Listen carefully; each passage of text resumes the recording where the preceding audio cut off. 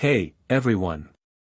Welcome to Storytelling Time, the place where every story comes alive. If you love getting lost in thrilling tales, gripping mysteries, and epic adventures, you're in the right spot. I'm your storyteller, and here, we don't just tell stories, we bring them to life. Whether it's fantasy, mystery, horror, or even a bit of comedy, we're all about immersion. So grab a snack, get comfy, and prepare for a journey that'll keep you on the edge of your seat. Trust me, you won't want to miss a single chapter. Don't forget to hit that subscribe button, turn on notifications, and join the Storytelling Time family. Let's dive into the stories that await, starting now. The flickering neon sign of the majestic cinema bled sickly green and faded red onto the rain-slicked pavement. Scarlett, a wisp of a woman with long blonde hair plastered to her cheeks, shivered despite the short black dress she wore, its thin fabric offering little defense against the late-night chill. Her white Converse, usually a rebellious splash of color, felt heavy and sodden. She clutched her phone, her knuckles white, as she mumbled into the receiver. "Dispatch." Her voice was a reedy whisper, barely audible above the distant rumble of the city.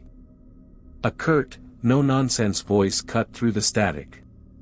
"Name, and where are you going?" "Scarlett. Germantown." She swallowed hard, her throat suddenly dry. "Just you?" "Yes." "That will be $4. The dispatcher's tone was flat, devoid of emotion. Scarlett blinked, the number momentarily lost in the tremor that shook her. "Sorry, what did you say?" "Ma'am, the ride will be $4. Please be outside in 15 minutes. "Okay, thank you." She ended the call, her thumb hovering over the end button as if afraid to break the fragile connection. "Who were you talking to, Scarl?" Charlotte's voice, rich and teasing, sliced through Scarlett's daze. Charlotte, her older sister, was a fuller, more grounded version of Scarlett, with a cascade of dark hair and an army green dress peeking out from under a denim jacket. Silver sandals glinted on her feet. "The taxi woman," Scarlett mumbled, shoving her phone into the tiny pocket of her dress. Charlotte snorted, a laugh bubbling up. "What? Seriously, who were you talking to?" Her eyes danced with amusement. "The taxi woman, like I said." Scarlett's voice held an edge of impatience now. Charlotte threw her head back, a hearty laugh escaping her lips. "Scarl, why would you call a taxi? Your house is right there." She gestured across the street, where their familiar brownstone stood bathed in the pale glow of a street lamp. "I know." Scarlett hugged herself, her gaze darting nervously towards the two black cars parked with unnerving stillness across the street. They looked less like vehicles and more like shadows clinging to the curb. "You okay?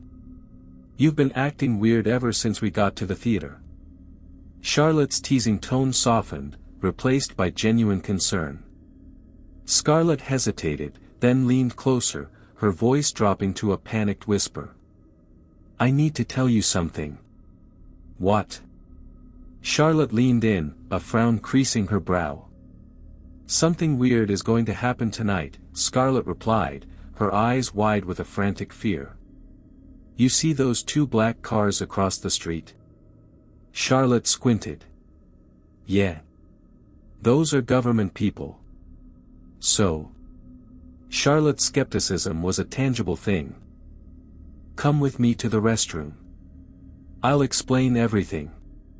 Moments later, the heavy door of the women's restroom clicked shut, muffling the distant sounds of the cinema lobby. The fluorescent lights hummed, casting a sterile glow on Scarlett's already pale face. "So, this morning," Scarlett began, her voice barely above a whisper, "two tall men in suits asked me if I wanted to make an easy $6,000. Being so broke, I couldn't refuse the offer, so I asked them what for." Charlotte's eyebrows shot up. "They said it's nothing serious, they only need me to take a taxi from this theater to Germantown." With this, Scarlett fumbled in her bra, pulling out a small, flat, metallic device. It glinted ominously under the harsh light.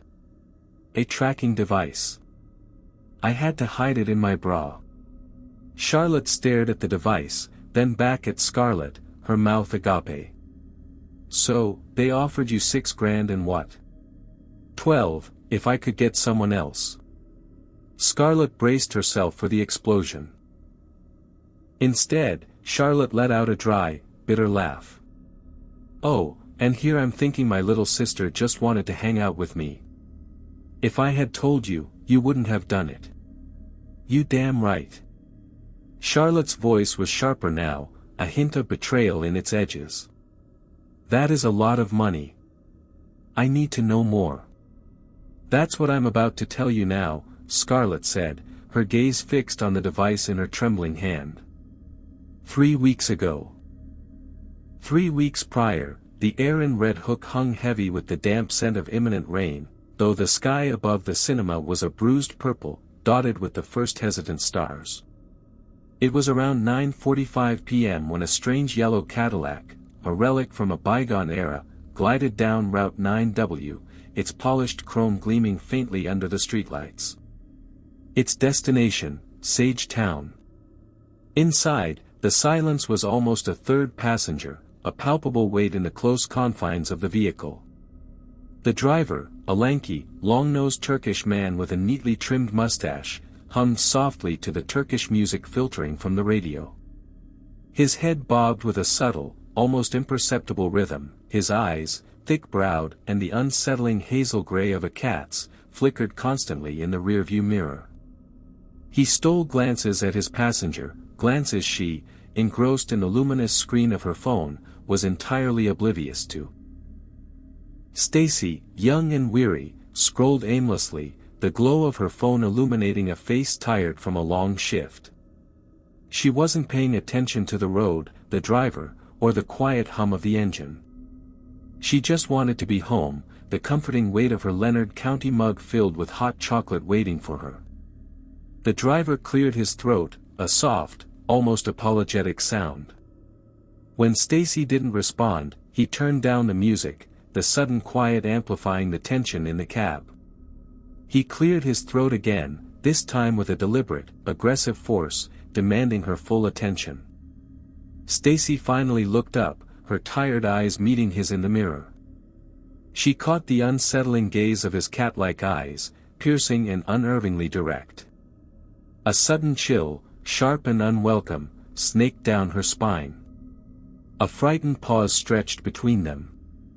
So, what motion picture did your eyes behold tonight? He asked, his voice unexpectedly deep, with a thick, rolling accent that seemed to fill the small space. Huh? Stacy blinked, closing her phone, the bright rectangle of light shrinking away to leave her in the dim glow of the cab.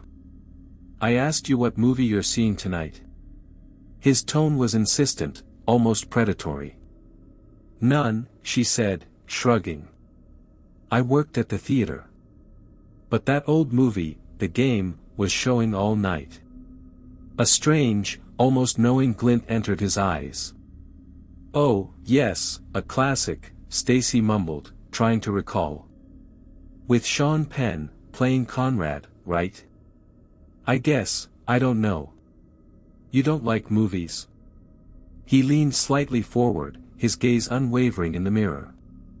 Yeah, not really, she replied with another shrug, a faint frown creasing her brow. This conversation was weird. So why do you labor at a theater? Stacy's frown deepened. Look, man, this is not school, and I'm just trying to get home, okay?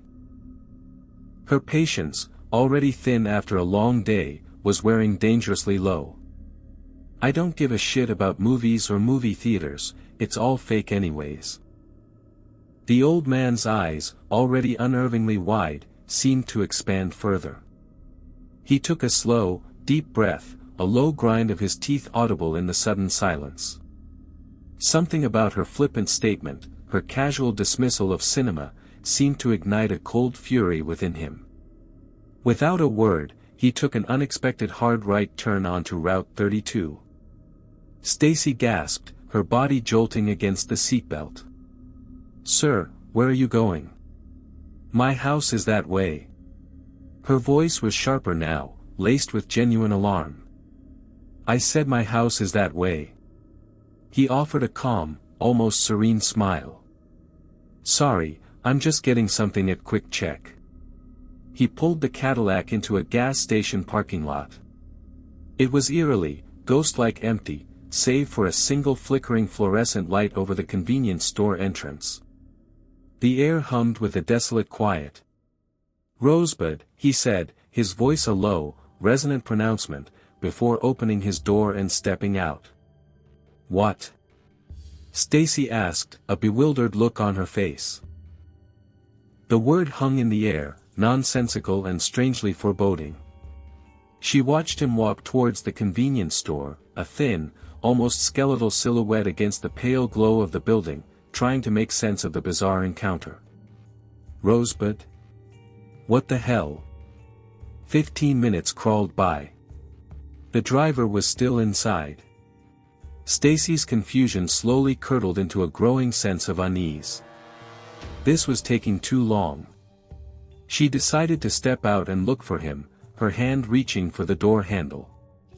Panic flared. All 4 locks were closed. She tried again, rattling the handle, but it wouldn't budge. A sudden chill, colder than the night air, swept over her. She pressed her face against the windshield, trying to peer through the tinted glass, but she couldn't see anything. "This must be some type of joke," she whispered, her voice trembling. She tried the door again, pounding on the window. "Okay, this is not funny." A low, winding sound, mechanical and unnerving, rose from the outside. She recoiled from the window as 6 dark-tinted panels slid upwards, emerging from beneath the car's body. One by one, they enveloped each window, sealing off the Cadillac from the outside world.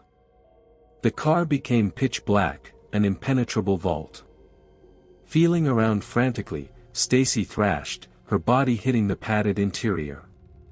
She kicked the door, screaming as loudly as she could. "Dude, this is not funny. Let me out." She pressed her face against the window again, unable to see anything, the darkness absolute. Then, a strange red TV screen, impossibly thin, slowly emerged from the ceiling, stretching downwards until its base met the floor, bathing the car's interior in an ominous crimson glow. Outside, the conductor had already reseated himself in his driver's seat. He stared at the Cadillac, a faint, almost imperceptible smile playing on his lips, as if he were about to watch a particularly entertaining film. "Such a perfect night for a trivia," he murmured, a low chuckle rumbling in his chest. Inside, Stacy had reached her breaking point. Frustrated, disoriented, and terrified by this sudden, bizarre encounter, she fumbled for her phone, desperate to call the police. As she pulled it out, 3 new messages from Roger flashed on the screen. 9 p.m., Stacy, I will be outside for 15 more minutes. I can still take you home. 9:01 p.m., and be careful, I saw 2 weird black cars parked outside for hours now. 10 p.m., Johnny told me you didn't take the taxi. 10:01 p.m., did another guy pick you up? Are you seeing someone else?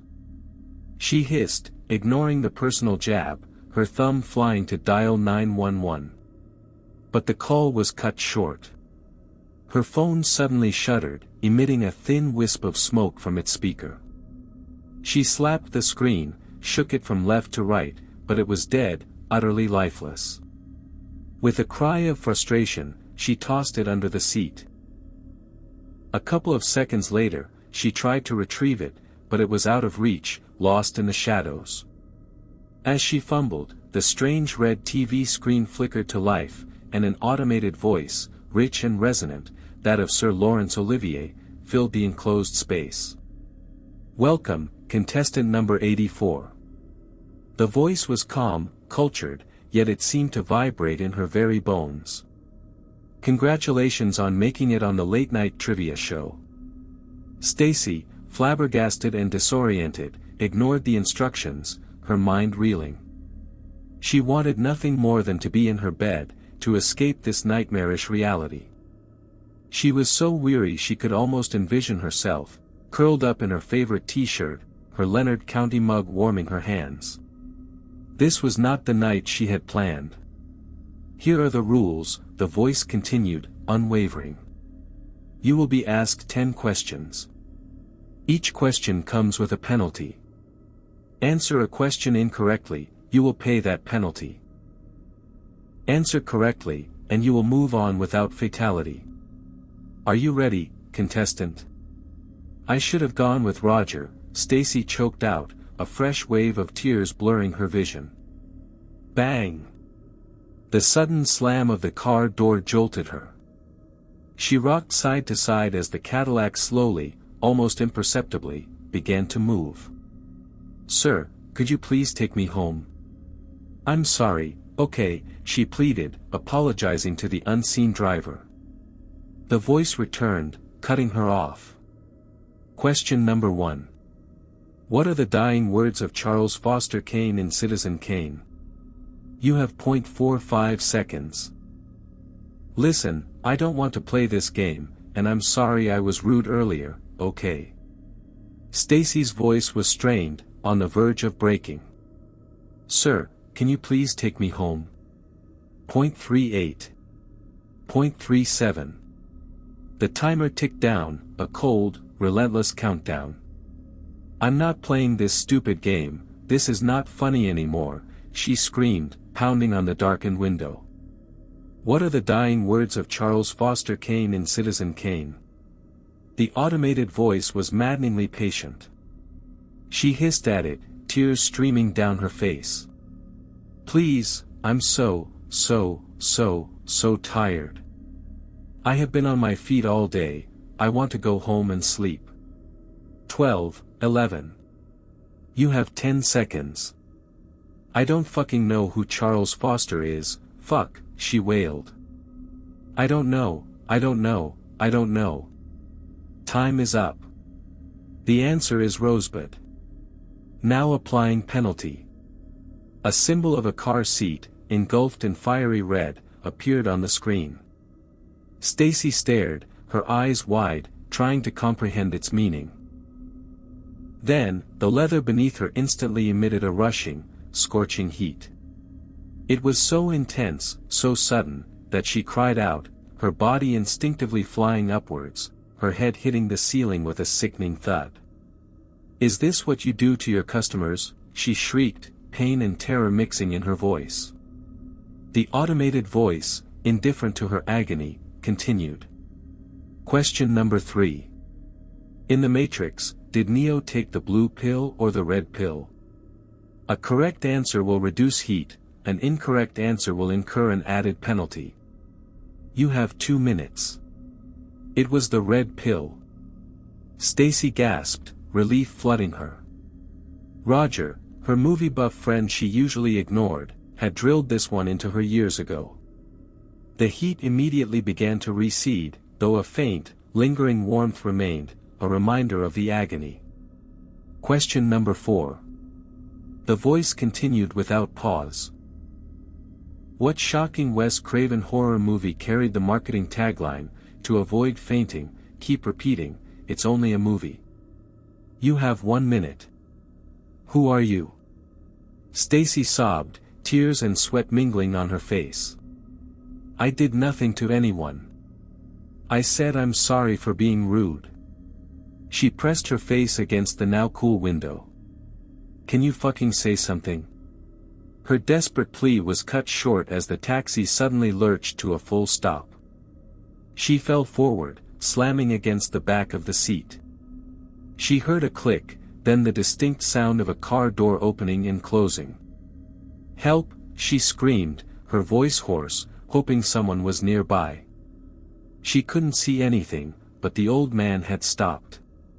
He had stopped at a Gulf gas station in Germantown, a lonely, desolate town 45 minutes away from Sage Town, where the darkness seemed even deeper, and the silence, even more profound. The bell above the gas station door jingled with a melancholy, forgotten sound as the conductor stepped inside.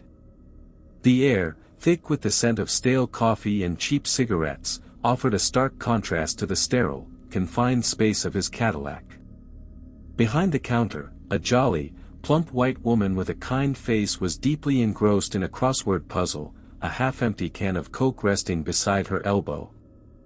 "Let me get a lighter and a pack of Newport cigarettes," he said, his voice as calm and unhurried as if he were simply buying groceries.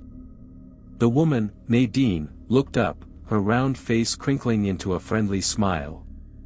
She began to reach for the Newports from the glass shelf closer to the store window, her gaze idly sweeping towards the parked yellow Cadillac outside.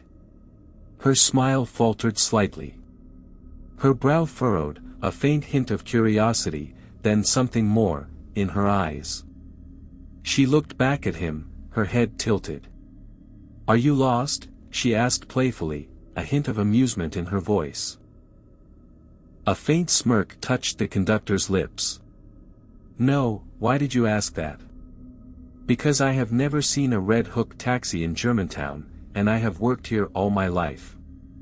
Her smile was back, but her eyes held a new, calculating glint. "I see," he replied, his voice still even. "But there is a first for everything. How much do I owe you?" "That will be $7. He paid for the items, the transaction smooth and unremarkable. He turned to leave, but as he reached the door, he paused, a sudden realization dawning on him. He spun back, a flicker of something almost akin to annoyance crossing his features. "Shit," he muttered under his breath, though Nadine didn't seem to hear it. He had left the lighter on the counter. 4 seconds later, as he stepped back outside, Nadine cracked the store window open, her gaze drawn to the Cadillac. The driver's side door of the yellow cab was slightly ajar, a sliver of darkness amidst the tinted windows. From within the car, the cultivated, resonant voice of Sir Laurence Olivier drifted out, surprisingly clear in the still night air. Question number 6. Who played juror number 8 in 12 Angry Men? You have 1 minute and 30 seconds. Nadine's eyes widened, then a soft chuckle escaped her lips. "Easy question," she murmured to herself. "The answer is Henry Fonda." The conductor got back inside his taxi, the subtle click of the door closing echoing in the quiet. Nadine smiled at him through the cracked window. "Forgot the lighter, huh?" she called out, a knowing glint in her eyes. "Yes, silly me," he replied, his voice smooth, devoid of any genuine irritation. "I must ask," Nadine continued, her curiosity piqued, "what is that thing asking all those movie questions?" The conductor's knuckles tightened on the steering wheel, a muscle in his jaw twitching almost imperceptibly. "Just something I do," he said, his eyes fixed forward, "to entertain my passengers." "I like it," Nadine said, her smile widening. "My daughter loves stuff like that, too. I might have to take your taxi one day." She laughed, a bright, cheerful sound that seemed out of place in the desolate night. "Oh, that's nice," he replied, already putting the car in gear. "Well, you have a good night." He pulled away from the gas station, leaving Nadine standing at the window, watching him drive off.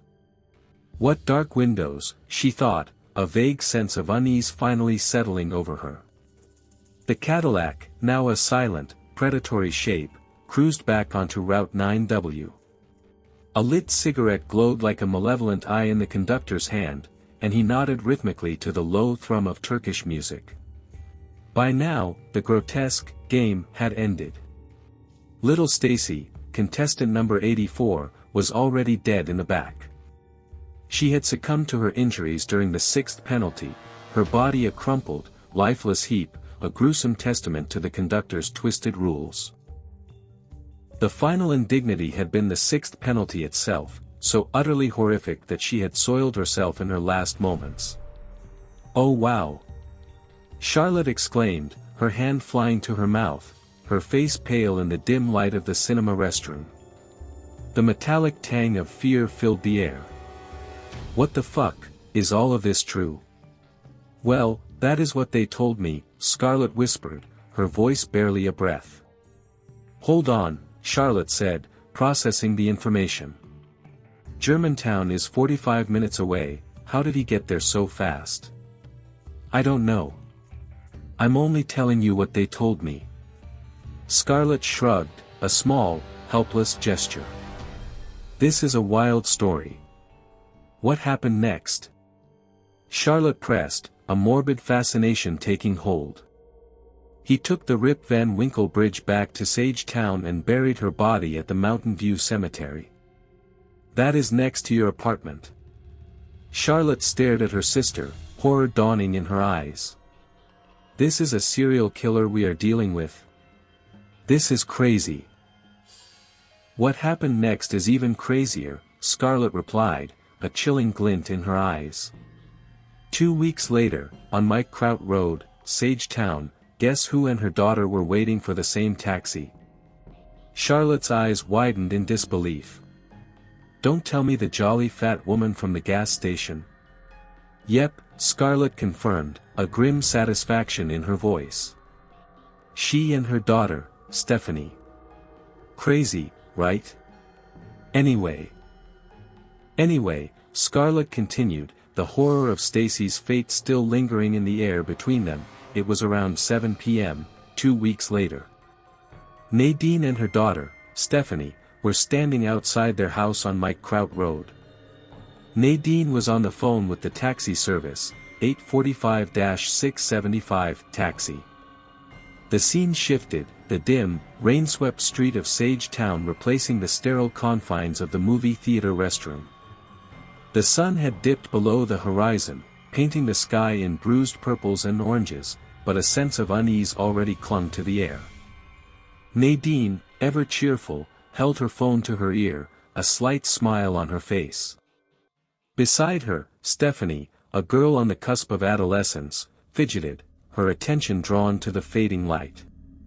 Rhinecliff Annandale Taxi, how may I help you? The dispatcher's voice chirped through the phone. Hi, can I get a taxi at 67, Mike Kraut Road? Nadine asked. How many and where? My daughter and I, Nadine replied, glancing at Stephanie, who rolled her eyes good-naturedly. And we are going to Poughkeepsie. Name? Nadine. Will that be all, ma'am? Yes. Okay, let me check who is available. The dispatcher put her on hold. Stephanie looked at her mom, a quizzical expression on her face. Why are we taking a taxi if you have a car? Nadine just smiled mysteriously, a twinkle in her eye. Ma'am, you there? The dispatcher's voice returned, pulling Nadine from her thoughts. Yes. Ma'am, the closest person is 10 minutes away. That is okay, Nadine confirmed. Please make sure to be on the outside. Yes, one last question, Nadine said, a sudden urgency in her voice. Is there a Turkish man with a thing in his car that works there? A beat of silence on the other end of the line. Then, the dispatcher's voice, a touch colder now, replied, No, ma'am, there's no Turkish man with a thing in his car that works here. Will that be all? Yes. Nadine hung up, a strange look on her face. Strange, she murmured to herself. Mom, why are we taking a taxi to Poughkeepsie? Stephanie pressed, growing impatient. But there's a cheesecake factory in Sage Town. Because I want to drink a few wines too, okay, Nadine said, a touch of exasperation in her voice. Stephanie just shook her head, a familiar exasperation of her own. 10 minutes later, a taxi pulled up.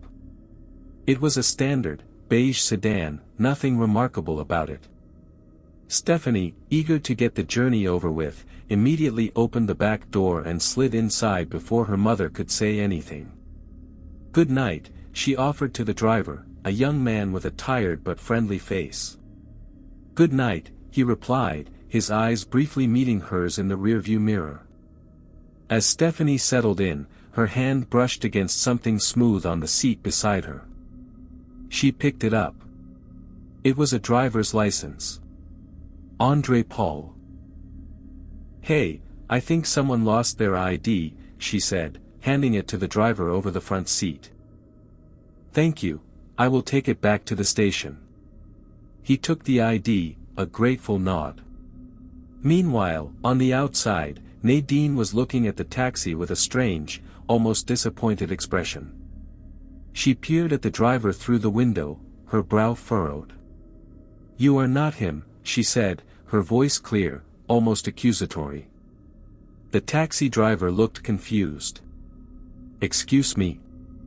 I thought you would be him." "Mom, what are you talking about?" Stephanie's voice, muffled from inside the car, carried a note of alarm. "Come, baby, we are not taking this cab." Nadine's voice was firm, leaving no room for argument. Stephanie, thoroughly confused and annoyed, got out of the taxi angrily. The driver, his face a mixture of bewilderment and irritation, hissed something under his breath and drove off, muttering, "Crazy people." "Mom, what was that?" "You are weirding me out," Stephanie said, her voice sharp with frustration, as she started to walk away. Then, as if on cue, another taxi pulled up. This one was a yellow Cadillac, its polished chrome gleaming faintly in the deepening twilight. A chill, inexplicable but undeniable, settled over Stephanie as she looked at it. Nadine's face lit up with a smile as she heard the rich, unmistakable Turkish accent of the driver. "Yes, we did," she said, a triumphant gleam in her eyes. They both got in. Stephanie felt a prickle of unease, a creeped-out vibe she couldn't quite articulate, but she remained calm, her gaze distantly fixed on the yellow cab and its driver. He was the same lanky, long-nosed man from the gas station story, his eyes a chilling, knowing hazel gray. "Good night, ladies," he said, his voice smooth, the Turkish accent more pronounced up close. "Good night," Nadine replied, her smile wider than before. "Night," Stephanie managed, her curiosity warring with her growing sense of dread. "Where are we going tonight?" the conductor asked, his gaze lingering on Stephanie in the rearview mirror. "Poughkeepsie to get some wine and cheesecake," Nadine chirped. "Why Poughkeepsie? Isn't there cheesecake in Sage Town?" "Same thing," I said, Nadine replied, a hint of defiance in her tone. "I just love cheesecake from Poughkeepsie." "Poughkeepsie, huh?" the conductor murmured, his eyes still on Stephanie. "So, I heard you like trivia games." Stephanie was baffled. Why would he know that? She glanced at her mother, who merely offered a small, conspiratorial smile. Little did Stephanie know, her mother had planned this terrifying surprise. The man chuckled, a low, unsettling sound. "Would you like to play a trivia game while we travel?" "Sure," Stephanie replied, trying to sound nonchalant, even as a knot of fear tightened in her stomach. As she watched, the door locks clicked down with a final, ominous sound, and the dark-tinted windows began to emerge from the outside, sealing them inside the yellow Cadillac. She looked at her mom, a silent question in her eyes, just as a familiar, cultured voice filled the enclosed space. "Hello, contestant 104, congratulations on making it to the late-night trivia show." The narrative shifted back to the movie theater restroom, the silence thick with the unspoken horror. "So, he killed them?" Charlotte asked, her voice barely a whisper, the question hanging heavy in the air. "According to the agents, yes," Scarlett confirmed, her face grim. "Who is this guy?" Charlotte demanded, her voice laced with a desperate need for understanding. "No one knows.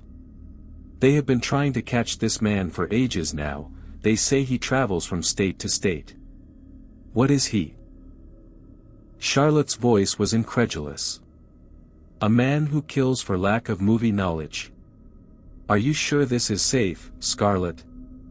Her gaze was pleading, searching her sister's face for reassurance. The agent said everything will be okay. Scarlett's words sounded hollow, even to her own ears. They looked at each other, the weight of the story pressing down on them. That is why you said it is current, Charlotte finally stated, a chilling realization dawning on her. Boom. Boom. Boom. A sudden, aggressive knocking on the bathroom door startled both of them, sending a jolt of pure adrenaline through Scarlett. Give us a second. Charlotte shouted, her voice trembling slightly. The knocking ceased.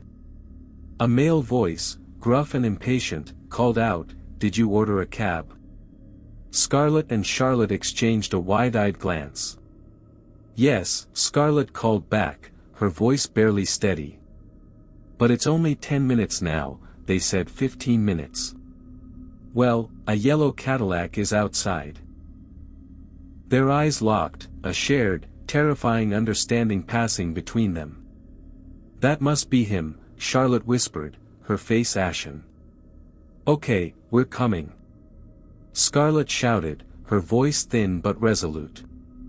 She turned to Charlotte, a wild, almost manic glint in her eyes. Ready to go make this bread? Charlotte's fear was still evident, but a flicker of grim determination, fueled by desperation and perhaps a touch of madness, ignited in her eyes. They both offered thin, anxious smiles to each other, a silent pact formed in the face of the unknown. They opened the door and walked out. Moments later, the two figures, one blonde, one dark-haired, were seen entering the yellow Cadillac. The moment the door shut and the car drove off, the two black cars that had been waiting patiently across the street also pulled away, their engines purring quietly. They followed the Cadillac as it cruised down Partition Street, a silent, deadly procession. Inside the lead black car, Agent Miller, a seasoned veteran with weary eyes, watched the yellow cab through his tinted windshield. Beside him, Agent Davis, younger and more eager, monitored the GPS tracker. Are you seeing this? Miller asked, his voice low, a strange note of disbelief in it. What? Davis replied, his eyes glued to the screen. Look up. Davis looked up, then his eyes widened in horror, a guttural gasp escaping his lips. Above them, against the darkening canvas of the night sky, the yellow Cadillac, the same one they had been tracking, was no longer on the road. It was soaring upwards, a dark silhouette against the moon, gaining impossible altitude. A dreadful, piercing scream, undeniably female, echoed through the night sky, a terrifying testament to the horror unfolding above them. And then, the yellow cab, with its deadly game and its two new contestants, vanished into the vast, unforgiving darkness. Agent Miller, his face a mask of disbelief, slammed the brakes, the tires of the black sedan squealing in protest. The car skidded to a halt on Partition Street. Beside him, Agent Davis sat frozen, his mouth agape, his eyes still fixed on the empty expanse of night sky where moments ago, a yellow Cadillac had defied all laws of physics. Did you just see that? Davis stammered, his voice choked with a mixture of terror and utter bewilderment. He looked at Miller, his young face pale and streaked with rain. It just flew. Miller didn't answer immediately. He gripped the steering wheel, his knuckles white. His mind, usually a fortress of logical deduction and procedural training, was reeling. Years on the force, a lifetime of tracking the most depraved and cunning criminals, and he'd never witnessed anything remotely like this. The scream, thin and distant, still echoed in his ears, a ghostly testament to the impossible.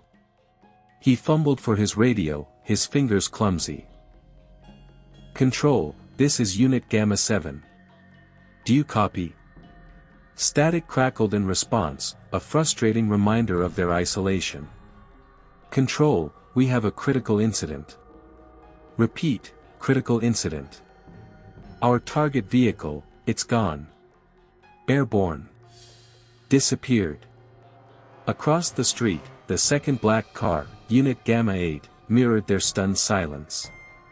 Agent Rodriguez, a stoic veteran, stared at the sky, his partner, Agent Chen, already frantically scanning their radar and comms, which were now just spitting meaningless data. "Miller, what the hell are you seeing?" Rodriguez's voice finally crackled through the radio, strained with disbelief. "My optical just lost it. No heat signature, no transponder. It just vanished." "That's because it flew, Rod," Miller said, the word feeling absurd even as he uttered it. He looked at Davis, who still seemed on the verge of a breakdown. "You seeing anything on your end, Davis?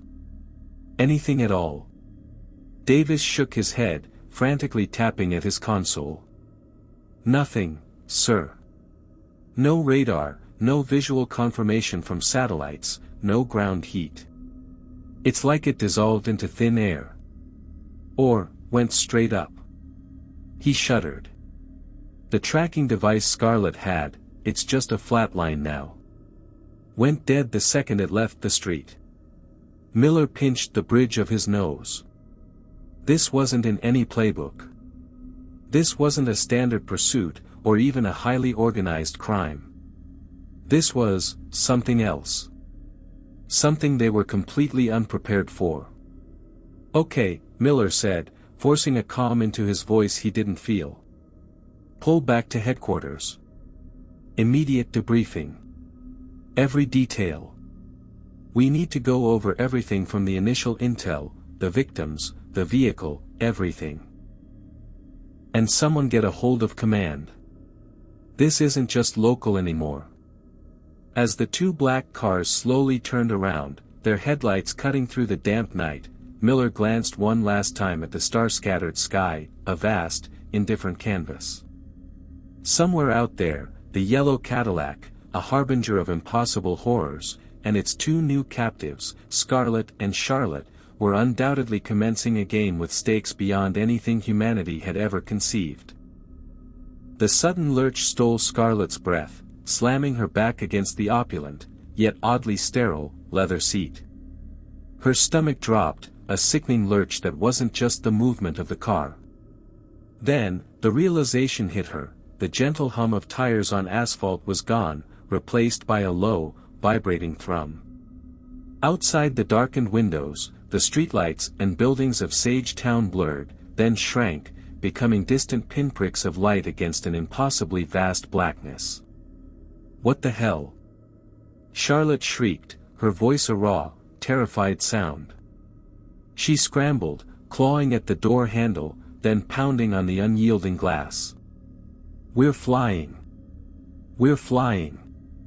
Scarlet, her own heart hammering against her ribs, could only nod, her eyes wide with a terror that surpassed anything the government agents had described. The fear wasn't just about the height, it was the impossible, unnatural ascent. The conductor, unperturbed, sat in the driver's seat, his silhouette a calm, almost serene presence against the faint glow of the dashboard. He didn't even look back, his attention fixed on the endless night ahead.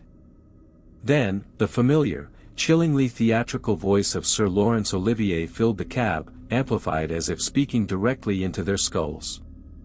"Welcome, contestants 105 and 106. Congratulations on making it to the late-night trivia show." Charlotte froze, her hands still pressed against the glass. "No. No, no, no," she whimpered, turning to Scarlet, her face stark white in the crimson glow of the emerging red TV. "This isn't happening. Scarl, tell me this isn't happening." The monstrous red TV, thinner and more menacing than Scarlet had imagined, unfurled from the ceiling, its scarlet light bathing them in an infernal glow.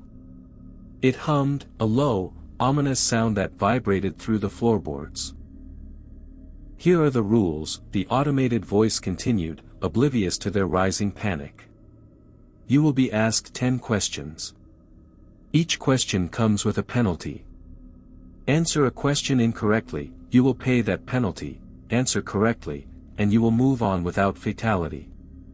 Scarlett's mind raced, a chaotic swirl of the agent's warnings, Stacy's gruesome fate, and the impossible reality of their airborne prison. This wasn't just about money anymore, it was about survival.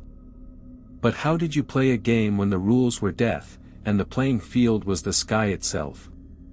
Are you ready, contestants? The voice inquired, a cruel mockery of a game show host. Charlotte let out a choked sob, pressing herself against the seat. Please. We don't want to play. We'll give back the money. Just let us out. The conductor remained silent, his profile impassive. He hadn't spoken since they got in. He was a silent, unmoving god in this twisted universe of his own making. Question number 1, the voice announced, cutting through Charlotte's pleas. In what classic horror film is the line, "They're here," famously spoken by a young girl? You have 45 seconds. Scarlett's mind flashed to the stories she'd heard about Stacy, about the heat, the terror. She had to think, had to focus, but the car swayed gently, an unnerving sensation in the cold, empty expanse of the night sky. Charlotte was crying beside her, muttering prayers, her head bowed. Charlotte! Scarlett hissed, grabbing her sister's arm. You heard the rules. We have to answer. Think. What's the movie? Charlotte shook her head, tears streaming down her face. I don't know. I don't know any movies, Scarl. You know I don't. Point 38. Point 37. The digital clock on the red screen began its relentless countdown, each number a hammer blow to Scarlett's sanity. The conductor, visible in the rearview mirror, remained still, his cat-like eyes reflecting the crimson glow of the TV, watching them. Waiting. The game had begun. And above the world, suspended between the mundane and the impossible, Scarlett knew, with a horrifying certainty, that this was their final answer.